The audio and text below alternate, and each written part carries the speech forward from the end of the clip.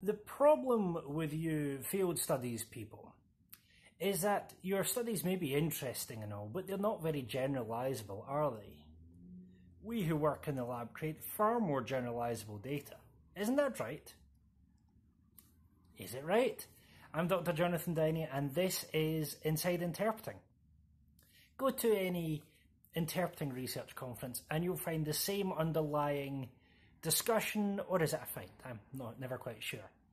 When someone presents their latest field work, there might be a creeping lab studies person who asks the nasty question, how generalisable is your work to other settings?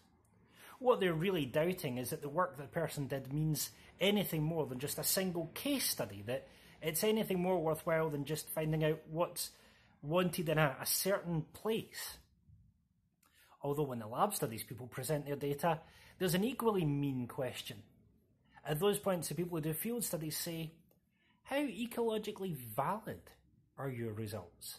In other words, what they're asking is, well, you just shoved interpreters in a lab in a really artificial situation. Your data's nothing like real life, is it? I used to ask those kind of questions myself as a dedicated field researcher. I used to sit and stroke my non-existent beard and wonder whether these lab studies actually meant anything. I was far too sure of myself and I saw the world in far too simplistic tones. You see, the question about ecological validity and the question about generalisability are both, in their own interesting way, wrong. We're asking completely the wrong questions.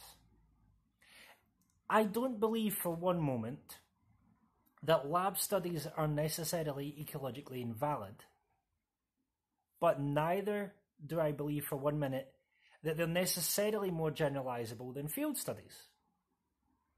I also don't believe for 1 minute that field studies are any less generalisable than lab studies, nor do I believe that they always have the greater claim to ecological validity. That might sound counterintuitive, but I now begin with the assumption that lab studies are themselves interpreting settings. Lab studies are themselves a live interpreting environment. Now, there may not be an audience. There is an audience in some lab studies, but not in others. The interpreters may or may not be getting paid. They may or may not care about the results. But they're still interpreting.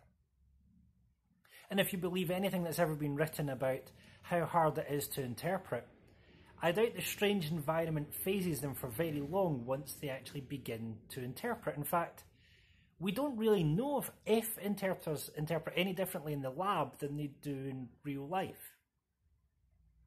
But equally, lab studies of interpreting are a specific interpreting setting.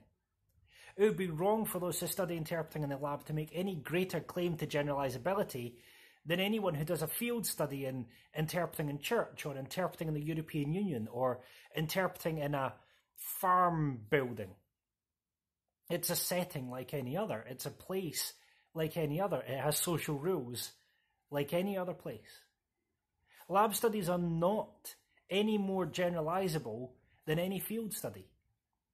And field studies, of course, we may claim to be more ecologically valid since we're actually in the situation and we're watching the interpreters, but if the interpreters know that we're there, and they should do, then we can't prove that they haven't behaved any differently.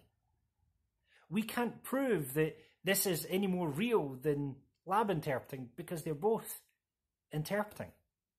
I'm not against laboratory studies of interpreting, and of course I'm not against field work.